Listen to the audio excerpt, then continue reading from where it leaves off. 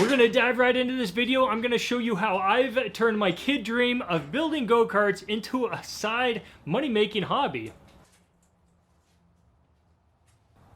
I'm taking this old rusty frame that I picked up for 40 bucks and turning it into a sweet red candy cart that once complete, I'll sell for around 500 bucks. Unless the kids beg me to add another to the cart fleet. There are a ton of frames out there. Just ask around or search your classified ads. I like to look for frames that are mostly complete. The less components you have to buy, the better. Look for something with some, complete steering or brakes, a good running engine. This one didn't come with an engine or a seat, so I knew offhand I'd need to buy an engine, and later on I'll show you how to make a seat. No, it is not cheaper to build one from scratch. Once you price out the steel, your time, and 100 little components, you will be spending a lot more. With the faded paint and rust, I am going to take every nut and bolt off so that we can do a full paint job.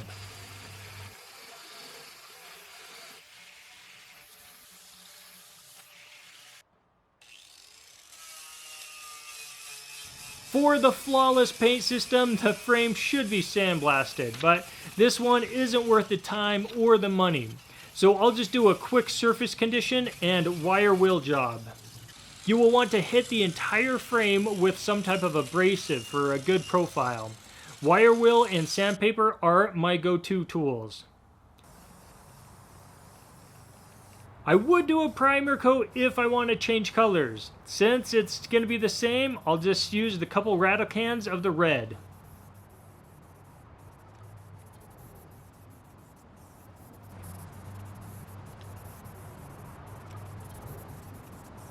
Pro tip, if you plan on reusing parts, take pictures of it before so that you know exactly how to put it back on.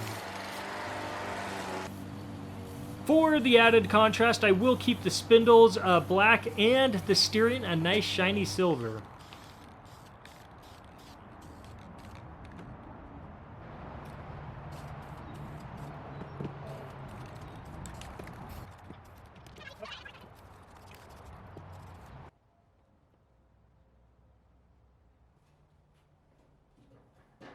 Next day, and we're all ready to reassemble this sucker.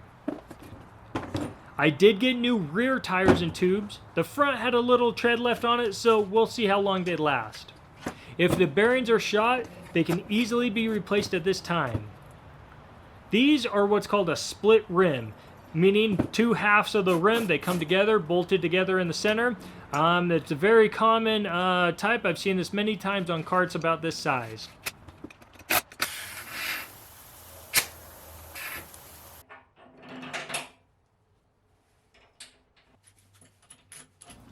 Go-karts rattle and shake, and I've had plenty of bolts fall off, so make sure that all of the bolts are tight.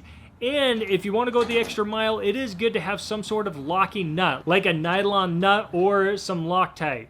Just don't use red. It doesn't need to be stuck on there forever.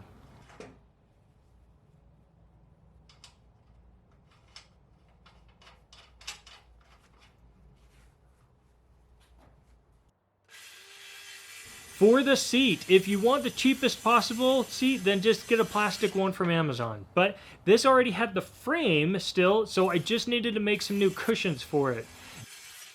I start with some OSB for the base. This will be later on bolted to that frame. And I like to double it up just because I have some thinner OSB on hand. And it does help make it more rigid. Now I do match drill the frame to the base. I add some T-nuts on the back side. The opposite side that you're going to be screwing into, pretty much. This is some 3-inch foam, and I actually like the 2-inch better. Don't get me wrong, this is nice and comfy, but the corners don't turn out as nice as with a thinner foam. When you're actually cutting it, oversize the foam slightly from your base, and I'm using some marine grade vinyl. It's perfect for seats and will last a long time.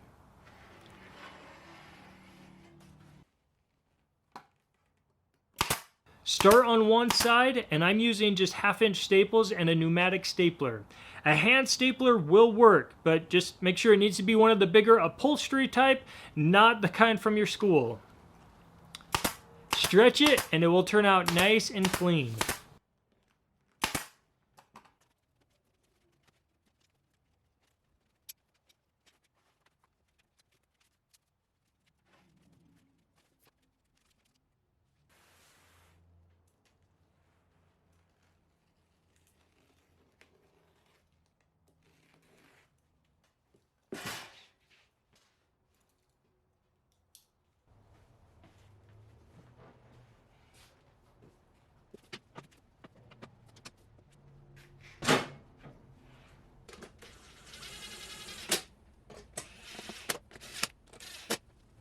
This is where those pictures come in place. Trust me, you'll forget the simple things like which end does the spindle arm go up or down, and the rod ends, are they on top or bottom?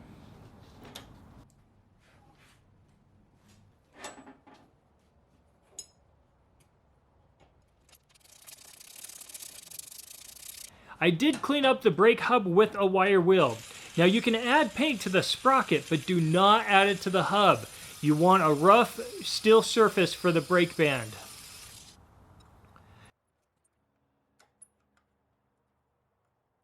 The existing engine mount was a little larger. It was for the larger, 160 to 212 engine type.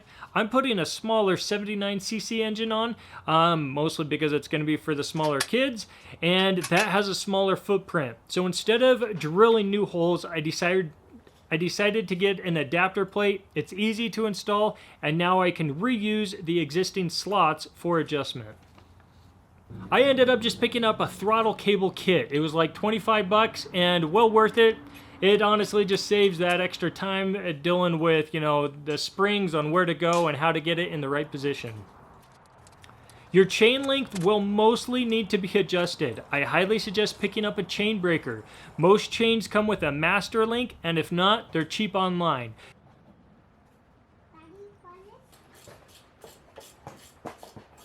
Attach that kill switch and we are ready to ride. Pro tip, if you're getting a new clutch, the two main things you'll need are the shaft bore diameter and chain size.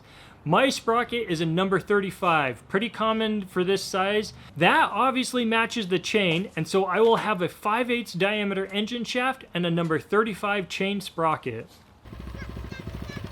The kids are loving it, and even I had to take it around. I would say I'm a bit oversized for this cart, but it's perfect for the kids.